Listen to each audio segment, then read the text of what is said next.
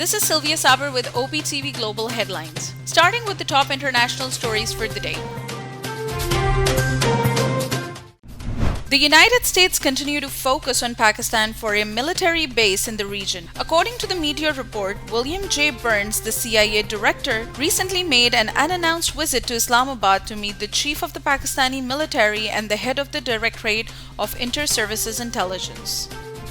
Prime Minister Imran Khan has asked UK to revisit the decision of placing Pakistan on red list of travel ban countries. On a telephonic conversation with Prime Minister Boris Johnson of the United Kingdom, Imran Khan exchanged views on current trajectory of bilateral relations, Afghan peace process, COVID-19 pandemic, and climate change.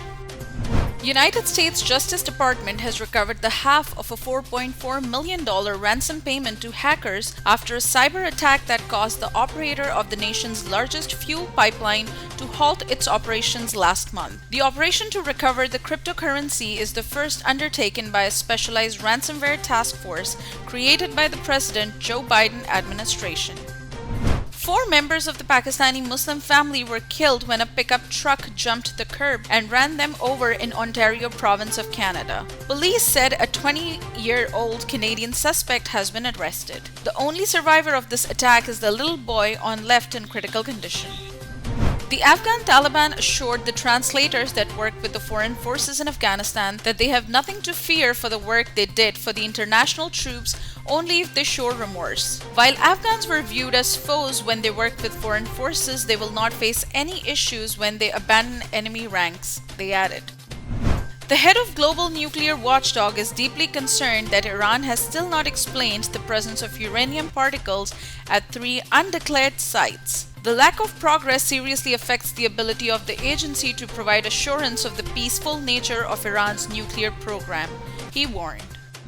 Fire at a chemical factory in the Indian city of Pune killed 18 people. The police said 20 people survived the blaze. The Prime Minister's office said that the next of kin of these killed would receive 200,000 Indian rupees from a relief fund.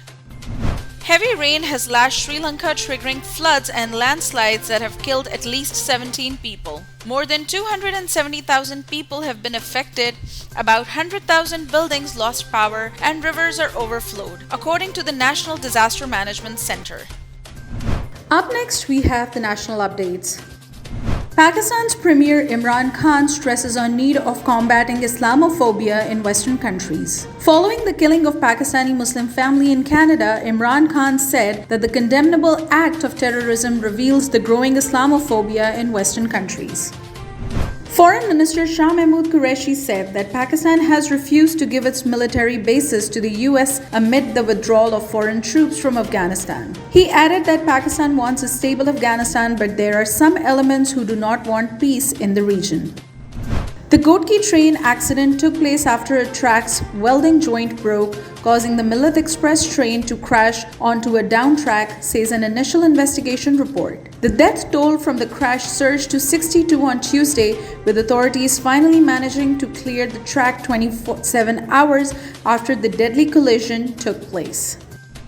Minister of Railways Azam Khan Swati accepted responsibility for the train accident at Gotki. However, Mr. Swati also held all those responsible who, in his words, were involved in corruption and did nothing for the railways during the last 25 to 30 years. Pakistan Muslim League Nawaz staged a walkout from the National Assembly as a protest against the remarks of PPP chairman Bilawal Bhutto. Speaking on the floor of the National Assembly, the PPP chairman said, "We must put today's agenda aside and talk about the Gotki train accident only so that the public can be protected from such accidents in future." Impartial officers have been deployed at barrages in Sindh and Punjab, a notification confirmed. The statement said a 9-member team has been formed to check the water supply, while a committee was formed on June 3rd to check the discharge of water from barrages in Sindh and Punjab. The Counter-Terrorism Department has decided to compile the details of high-profile terrorists in Karachi. According to the DIG-CTD, officials will contact Nadra regarding the documents of high-profile terrorists, after which the process of blocking ID cards and passports will be started. An anti-terrorism court demanded in police custody as many as 120 leaders and activists of the Sindh Action Committee held for allegedly resorting to violence, ransacking and torturing private properties in Bahria town, Karachi. At least 8 people were killed in a gas cylinder explosion in the Mashkal area of Balochistan. Officials said that the explosion took place in a welding shop located at the main bazaar, causing damage to 4 shops. Lahore has set up Pakistan's first drive-through vaccination center in the Punjab's capital. The vaccination center has been established in collaboration with Bank of Punjab at Nishtar Park Sports Complex. Up next, we have the health updates. Pakistan continues to report a decline in coronavirus cases, with the positivity rate going under 3% for the first time in almost 4 months on Tuesday. 57 more people lost their lives to coronavirus in the last 24 hours, pushing the national death tally to 21,376 as per the National Command and Operations Center. United States regulators approved Biogen Inc.'s aducanumab as the first treatment to attack a likely cause of Alzheimer's disease. Aducanumab targets the underlying cause of Alzheimer's rather than its symptoms. It targets a protein called amyloid, which forms abnormal clumps in the brain of people with Alzheimer's. US report concludes COVID-19 virus may have leaked from a Chinese lab in Wuhan is plausible and deserves further investigation. The study was prepared in May 2020 by Lawrence Livermore National Laboratory in California. Up next, we have the sports update.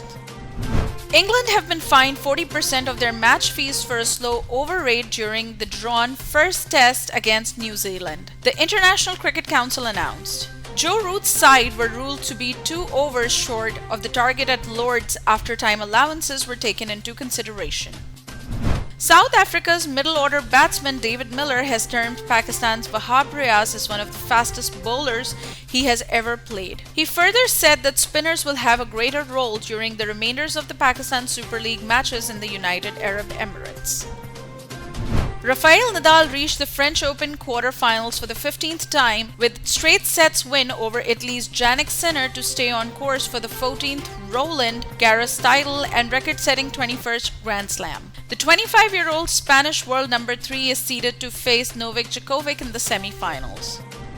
A new kit for Ukraine's football team showing a map including Russian-annexed Crimea has provoked anger in Moscow. Ukraine unveiled its shirt for Euro 2020, emblazoned with its borders, including Crimea and the slogan "Glory to Ukraine." Russia annexed the Crimean Peninsula from Ukraine in 2014 and considers it a part of its territory, something rejected internationally.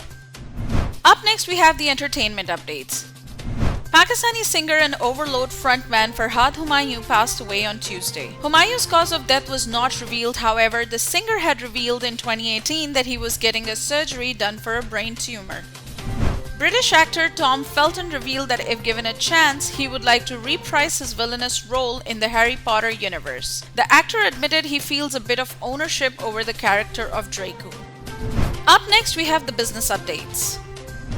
Rupee witnesses its biggest fall against the US dollar in months. The rupee closed at 155.31 to the US dollar at the end of the trading day today in interbanking market, down significantly by 70 paisa, crossing the boundary of rupees 155 exchange rate.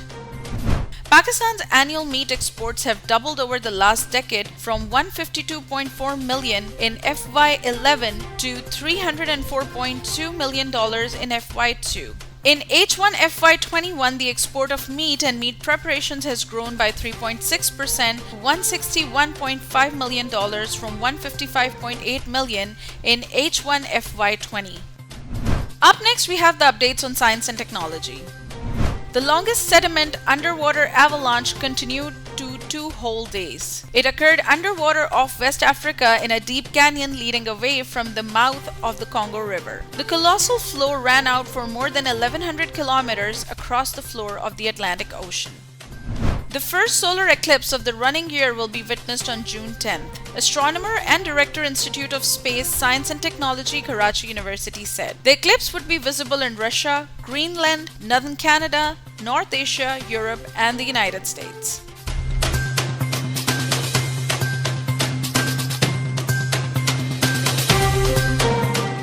That's all from this bulletin. For more updates, do stay with us and keep watching OpTv Global.